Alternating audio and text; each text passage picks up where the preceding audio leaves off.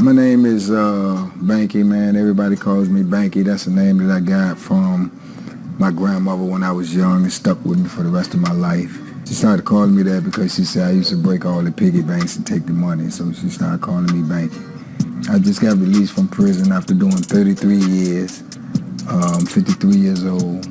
I went to prison for robbery and murder. Brushstrokes, cutthroat from the low, where no love goes. Women buddy like it's been bad. When you looking at the bill stack, off the buddy, I was stressed out. Let the smoke scream from my chest out. Laced up, I really hate love from a stranger. This fake stuff, only need it from you. Yeah. I never had been in trouble before, man, but I was going to school up there in D.C., and this guy had came down. He had moved down there from New York. And I got to running around with him, man, and we used to go out like in Georgetown and different places out there on the weekends and stuff, man. And we was broke one night, man, and he just told me, man, we just rob somebody, man. We can get some money, you know what I'm saying? I'm like, what? And he was like, yeah, we can just rob somebody. He said, man, you got to do nothing but act like you got a gun, man, and they'll give it to you. So I never did that before, and we ended up doing that, man, and we got some money. He split the money with me and everything, and then that just, became a habit. It just became a routine. It was easy, and in my eyes at that time, no one was getting hurt. You just really talking and just, pointing a gun at people or something. And the ironic part about it is most of the times we ain't even had no bullets or anything in the gun. So we was playing a dangerous game without even knowing how dangerous the game was. But we was young and we didn't even realize, how serious what we was really doing was.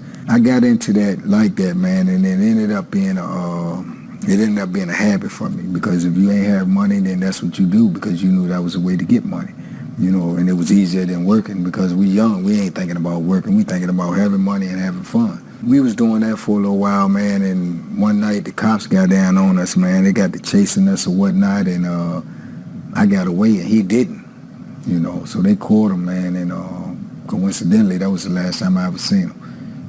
Because his people got mad at him, they shipped him back to New York, and I ain't even see him anymore. So, I stayed away from it for a while, but eventually, man, like I said, when I didn't have money, I got into it again, and, and dibbled and dabbled in it, man, and then when I came down here to Virginia, I ended up getting into it again, man, which coincidentally led to these charges, and sent me to prison for 33 years, first-time offender.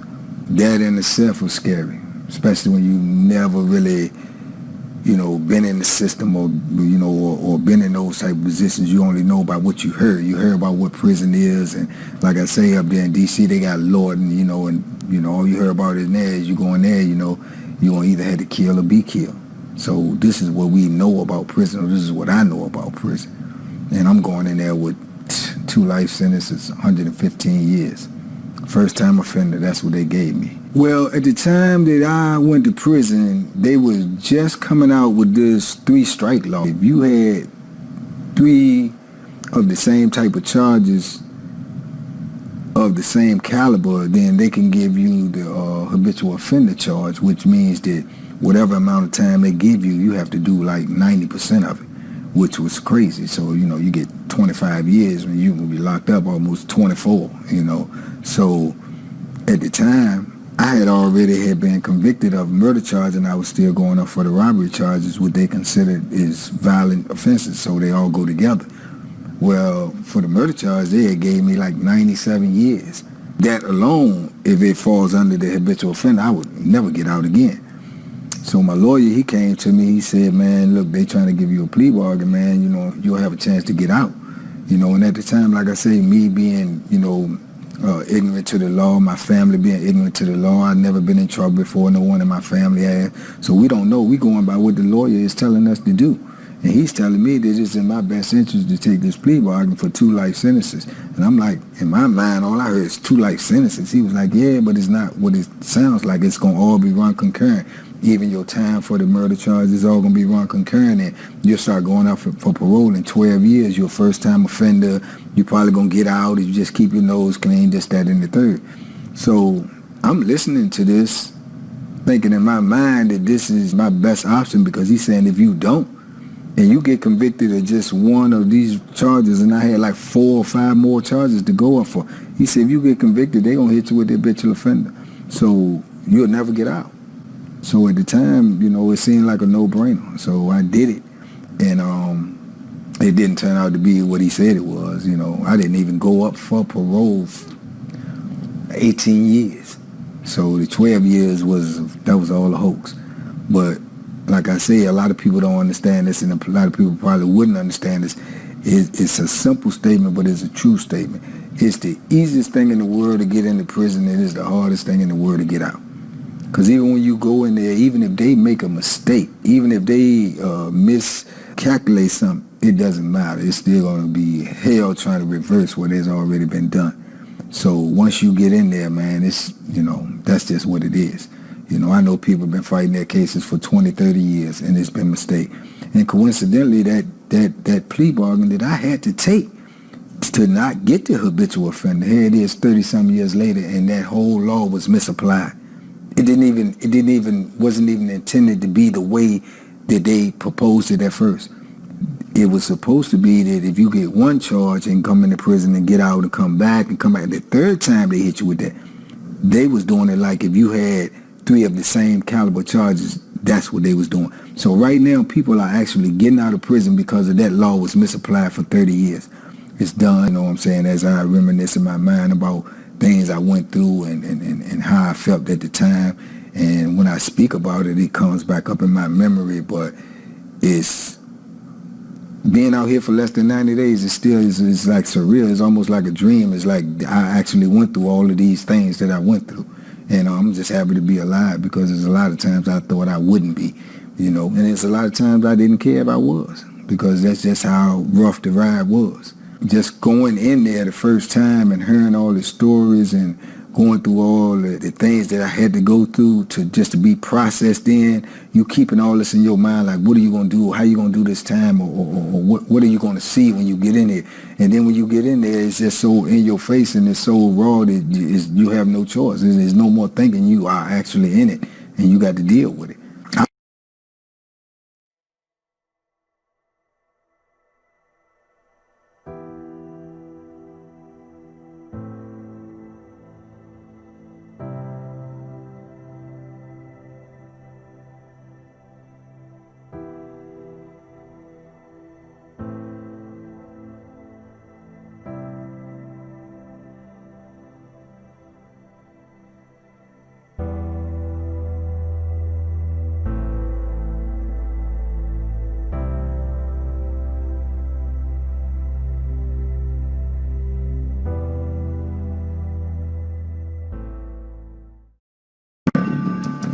Back in the mid-1800s, a wave of architectural reform swept through prisons. Englishman Jeremy Bentham proposed new designs to make prisons more secure and easily managed. One of the popular designs Bentham instituted was called the Panopticon Plan. And the arrangement of these prisons had to be that the governor could look from the windows of his central house into all the cells that radiated like spokes of a wheel from that center. And the idea was that he could keep an eye not only on the inmates but also on the guards. It didn't work very well. The Panopticon design didn't work because the architecture made it impossible for the governor to see all areas of the institution from his office. In America, a prominent doctor named Benjamin Rush had other ideas about what a prison should look like. He believed prisons should remove not only the dangerous people from society, but also they should try to reform inmates into law-abiding citizens. With that in mind, the Quakers helped establish the first true prison in America, called the Walnut Street Jail, a place where inmates would do penance. Hence the term penitentiary was created. It consisted of a series of large rooms, but as the Walnut Street Jail became seriously overcrowded, they planned to build a large prison, now a state prison. This resulted in the construction of Eastern State Penitentiary in Philadelphia, which adopted the Quaker philosophy of punishment by solitary confinement. It later became known as the Pennsylvania system. Eastern was a radical departure in prison architecture. This floor plan shows its radial cell block design. So the design was set up in this hub-and-spoke manner in order to improve supervision of the inmates and thereby prevent escapes. The philosophy behind Eastern was to keep the inmates separate from each other, to prevent them from forming gangs and organizing riots or escapes. When a prisoner first arrived, he was escorted to his cell with a hood over his head, so that he could not see the other prisoners or where he was going, and they in turn could not see him. The prison was designed in the way it was to ensure that the prison could carry out its philosophy of solitary confinement for all of the inmates. By 1820 standards, Eastern was massive, with nearly 11 acres inside its walls. The outside wall was 1/2 mile around and 8 feet thick at the base. Eastern was one of the first prisons to build towers. The front building was 200 feet long, with a square tower turret at each end. It also had a guard tower on the roof of its central rotunda. The cells were quite large enough that an inmate would not only have his living space, but also room for a workbench, a loom, machinery, tools, raw materials, whatever he needed in order to do his assigned work, which could be everything from weaving or dyeing cloth, making shoes, caning chairs, things of this nature. It all was done in the individual cell. But the hub-and-spoke architecture of Eastern Penitentiary had many design flaws. It was expensive to design, build, and operate a prison of this kind because the rooms, the individual cells, had to be so large. And also because having the inmates by themselves, working by themselves, they could not take advantage of the techniques of factory production. So there was less opportunity to make money for the inmates to produce revenue for the institution. A different approach towards prisons was taken in neighboring New York. Authorities there abandoned the solitary confinement approach and built a prison in Auburn, New York in 1825 that housed convicts together. It was called the Auburn or Congregate Silent System. The most well-known and one of the first prisons to create this system was Sing Sing, north of New York City on the Hudson River. The prison became known for the terms up the river and the big house. If you're going to have the men work in congregate, that is in a group setting, and the reason that was chosen here is because it was productive and cost-effective. Contracts could be let. Inmates could be organized into shops. Those shops would be monitored by supervisors appointed by the contractor. The state was in favor of that because it generated revenues. Those revenues offset the cost of the institution. The state thought also it was preparing men with the skills necessary to serve in the outside world. One of those skills was construction work. In 1825, New York State had the inmates who would be sentenced to live in Sing Sing build the prison from limestone in a nearby quarry. It took them 3 years. This is a work that had a very strange reward.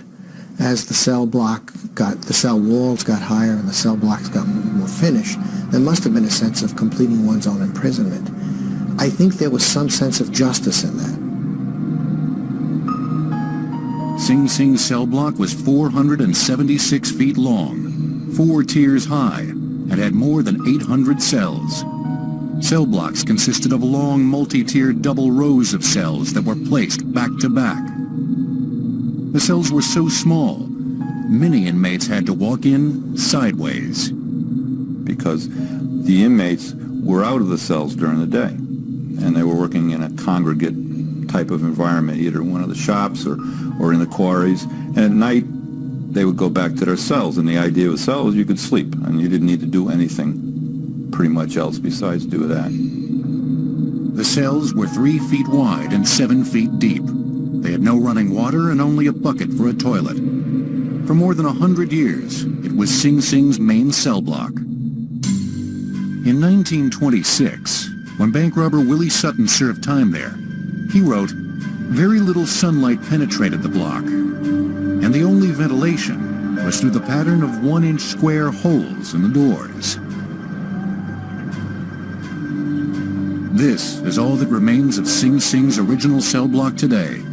They realized that they could put more inmates in a given space if they stacked them on top of each other.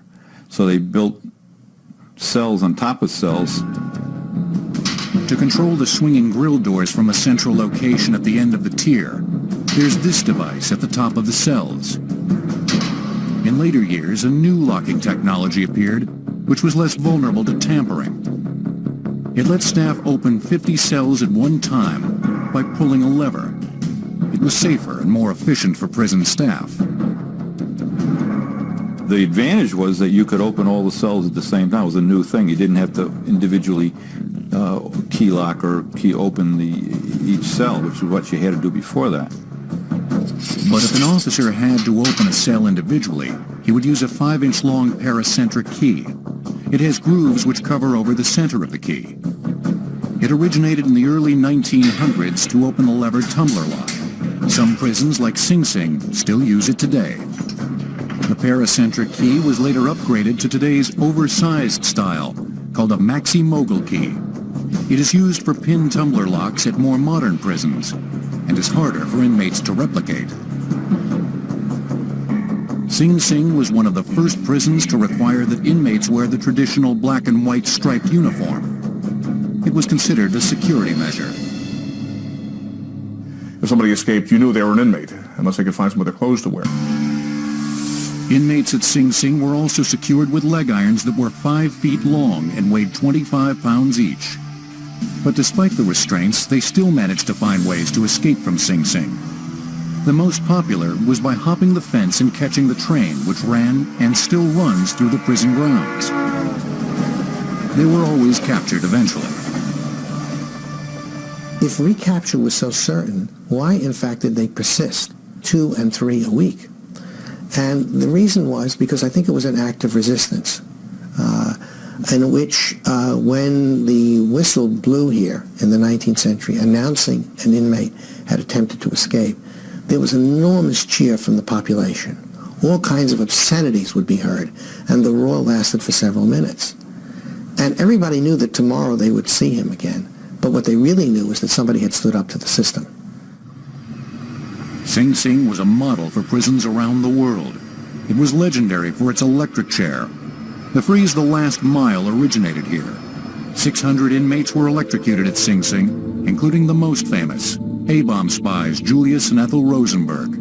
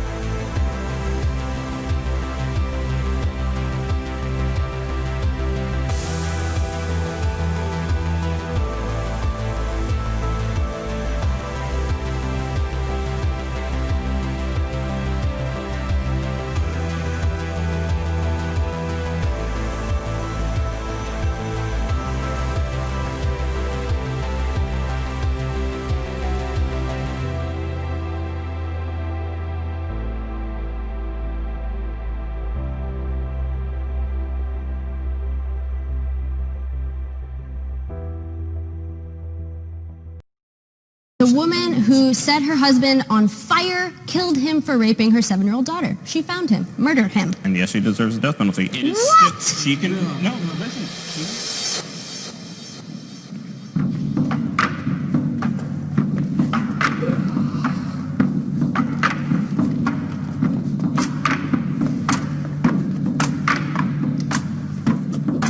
If you support the death penalty, please take the light to the left. If you do not support the death penalty, take the light to the right.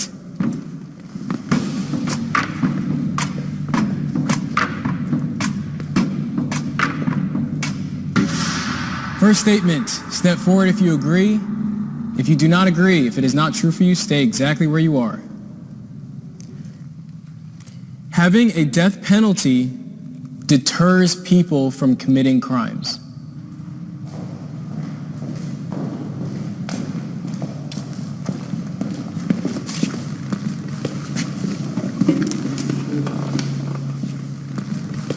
I don't know that any regular human, the average human, which is who we're speaking about, would risk their life when that survival instinct is so incredibly ingrained and so strong. That's the foundation of my entire argument, the reason why I stay on the left-hand side. Not because I feel that capital punishment should be handed out, dished out to everyone that commits a crime. No, I'm talking about the idea that, in my opinion, capital punishment is a deterrent. It influences the way people behave. Look at Michigan. Michigan abolished capital punishment in 1858. Exactly. Look at the crime rate in Michigan right now. Ridiculous. So let me ask you guys. Your child grabs a vase purposely. You see them. Grab the vase, smash it on the ground, look you dead in the eye. Are they deserving of a punishment? Yes. Yeah, of course. Are they aware of their actions? They're 4 years old. Exactly. They looked you right in the eye. So they know, Exactly. so they know what they did was But wrong. they know what they're doing wrong. But they're 4 years no, old. they know what they're doing wrong. It's like a challenge. You know, they're going to continue to do the same thing over and over, and Yeah, they're but going to you're- keep testing. you're in What that- if, you're what if in I that told you 1 that to instead of 5. punishing that child, you spoke to that child? People, though, might not have all the information in the way that a 4-year-old doesn't have all the information. Disagreeers.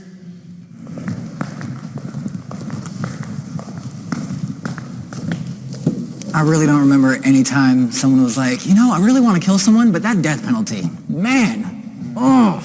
No, it just doesn't make sense to me that that's a deterrent. If anything, a human connection to someone like to themselves or their family or someone they care about has been the biggest deterrent in my idea, of course. Anyone can be rehabilitated back into society.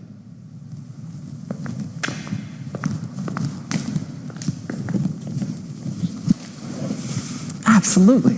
Absolutely, y'all. Here's the thing. I think this is probably the most hippie part about my whole thinking is that unending optimism for people, that I know better than to give up on someone. I agreed with the first half of the sentence, but not the second, in that I think anybody can be rehabilitated. That doesn't mean that they're going back into society. There are options for somebody to live a full, complete life and not be a danger to society. You also have to look at it with child molestation cases. I mean, how are you going to send someone that did some crime like that that's so heinous? And it's happened many times where they release these people constantly, and they're still doing the same thing. No matter how much you try to rehabilitate someone, they also have to want to be rehabilitated in order for that to work out. Accept help and want to get over. That's the thing. We're assuming people don't want to be rehabilitated. That's my whole point, is that if you can believe Also, that people there's don't want to be cost involved. rehabilitated, though, then you have to also believe the possibility that they can redeem themselves and do something amazing after that rehabilitation happens. For those people that are just like past rehabilitation, are they deserving of death? Is that what we've come to? It really depends on, again, what the circumstances, what this crime is. But that's where we get into, like, who are we to say who's deserving or not? We need to actually know their entire story and who they are as a person, their upbringing, what got them into that situation, their mental stability. All of those things can be taken more into consideration. But that goes to say Right? that once you read their book that you're going to be empathetic, and it's clear that they've taken the Well, side. you can't have empathy when families have lost their kids due to those killings. That's the entire most important time to have empathy. Yes. That's the whole point. Yep. Is when families have gone through that, to see understand that. what the family's going through on top of what the person went through. Everyone deserves a second chance.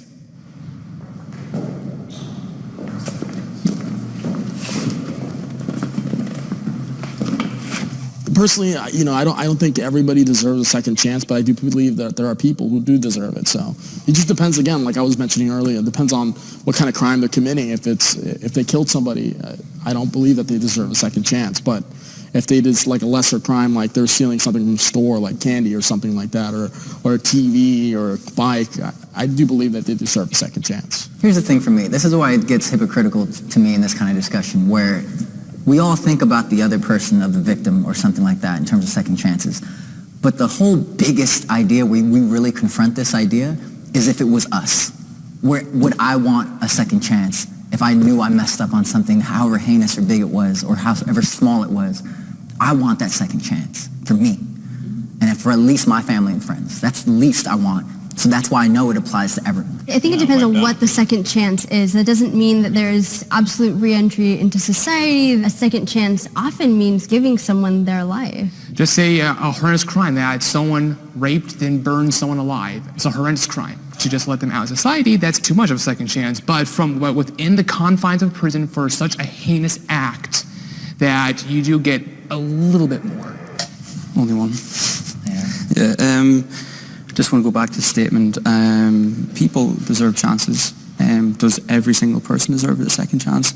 In my opinion, no, because maybe what the crime that they committed. Then you're talking about, I would love to have the chance to have a second chance. There's a difference between I would love to have it and I deserve it. I think I'm a little confused about where it is that this line is drawn, because that makes the difference between a second chance, between life and death, between consideration and no consideration. I think it does start with obviously the crime that you commit. There's a difference between intentionally and unintentionally killing a person. Okay, so what if I put a pillow over a woman's face versus if I chop her up? So ending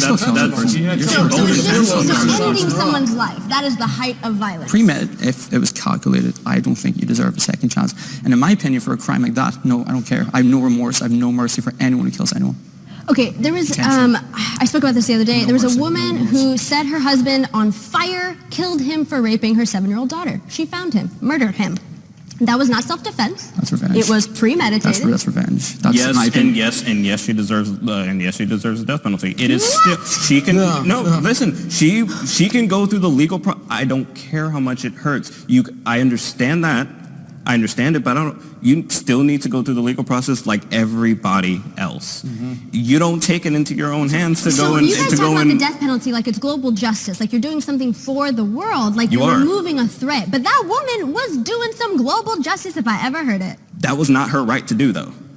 That's not how it works. How is it that you say that a jury of your peers, that we as citizens, we as the constituency, we have that right then? What, because we have numbers? Because we have some process? A death penalty is a state-sanctioned homicide. It still is a homicide, but it is decided by multiple people. I know, at that point. Here's the thing. I think we need to go above the legal system in this dialogue because it was legal to have slaves. Yeah, exactly. Exactly. So whenever we say the legal system, we have to go beyond this. And that was also this is where our ideas transcend what we're talking about.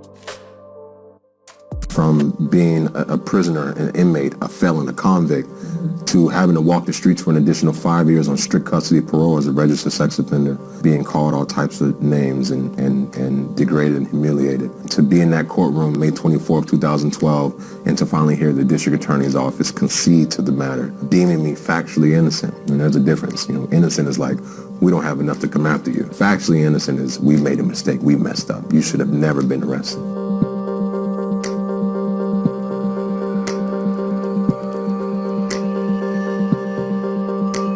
2002, I was 16 years old. I was 11th in the nation as a linebacker playing for Long Beach Poly High School, very notorious school for football. I had verbally committed to USC on a full scholarship. I chose to go to a known makeout spot with this girl that I've known for some years. And in this makeout spot, we kissed, we touched, we made out, but by the end of that day, I was being arrested and accused of sexual assault and kidnapping. And by the time that they figured out that that didn't happen, 10 years of my life had been lost.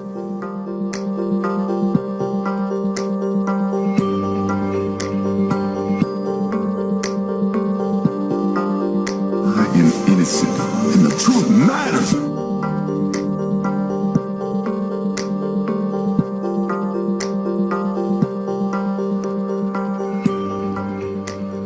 You lost a lot of time, 10, 11 years, but you were given a second chance. Can you take us back to that moment in court when the judge said that you were exonerated? Do you remember how you felt? I remember dropping my head to the table and just, I was happy. I was overwhelmed. The weight of on my shoulders was lifted, but I was also questioning, why? Why did this have to happen? Why me? Why did it take so long for people to finally begin to listen? There's a lot of sexual assault against women. It's becoming a huge problem in our country. So how can people and the public learn from your story without placing judgment for the women that are coming out, that are brave enough to speak on being survivors? Yeah. Well, the truth is, sexual assault occurs more than someone is being wrongfully convicted of it. And that's the sad thing about it, is that these types of crimes do happen, and they happen too often.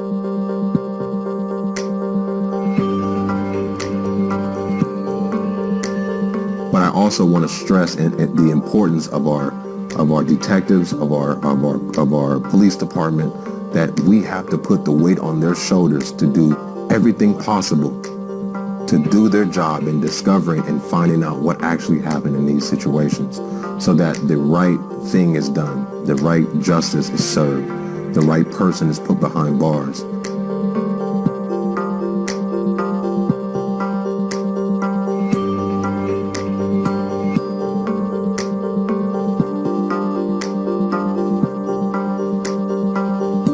One out of every 3 African-American males will experience some form of incarceration throughout their lifetime. 95 to 97% of all criminal cases in the United States will end in some form of a plea bargain. Only 3 to 5% of cases are actually seeing trial. That doesn't mean that 97% of people are guilty. It means that they're being forced into deals, feared into deals, exhausted into deals. We have a judicial system that is built on plea bargains, and that is unacceptable.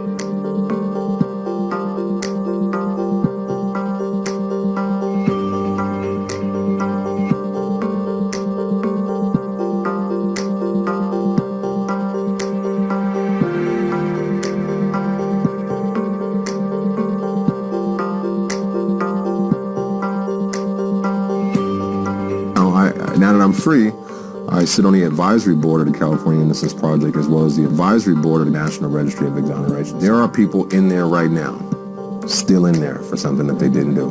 There are people that have been in there for 20, 30 years for things that they didn't do.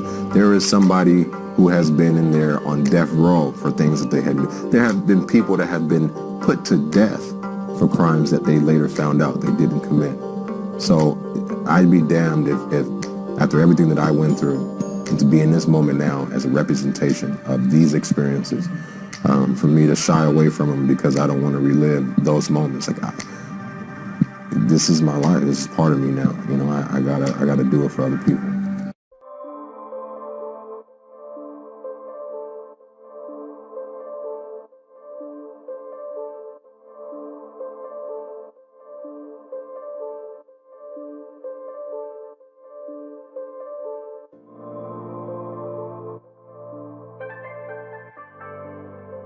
What's it like to lose your freedom for 20 years?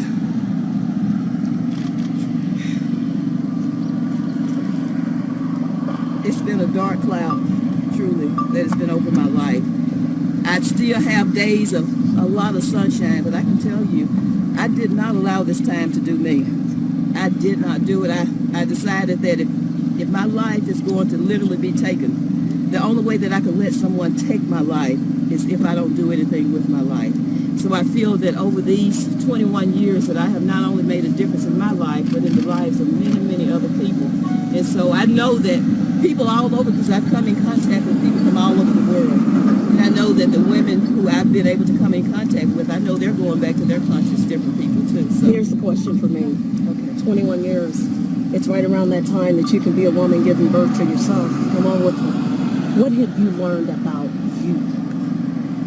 I've learned about me, myself, that I have an inner strength, that there is nothing that can quench that strength, that in my worst of times, that I've found a resource. It's a reservoir that's inside of me that makes me get right back up on my feet again and keep on fighting and keep on going.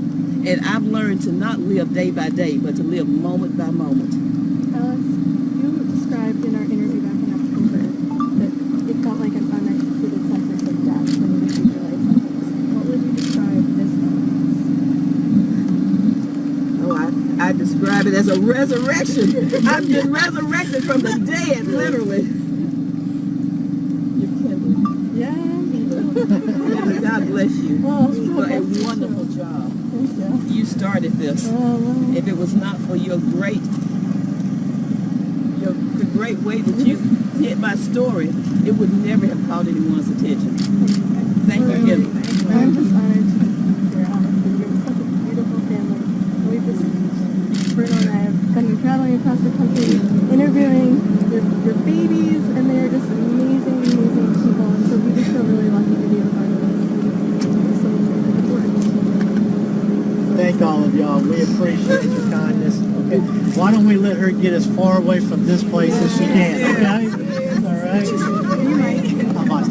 just got with you on Okay. So nice to meet you. So nice to meet you. appreciate y'all. And I'll talk about it. He's been so mean to his JJ. You ready to go home? Ready to go home? Take me home. All right. Say that again. Say that again. Say that again. I said, take me home. Yeah, we're ready. I left Justin. He was 18 months old. I know. Wow. The only grandchild that I've been able to do. It's her first grandchild. Wow. Wow. Mom, you ready? Mom, we're in the blue car.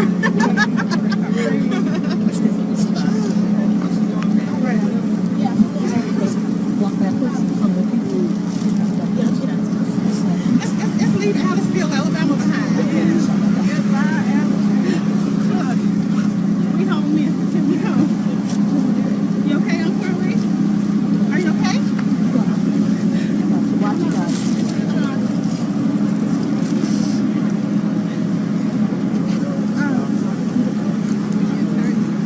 Let's stop in with because I get that sitting there. Yeah. Okay. Good luck to you. Thank you. God bless all of y'all too for even covering this. I have to say this. God bless America too. Thank you.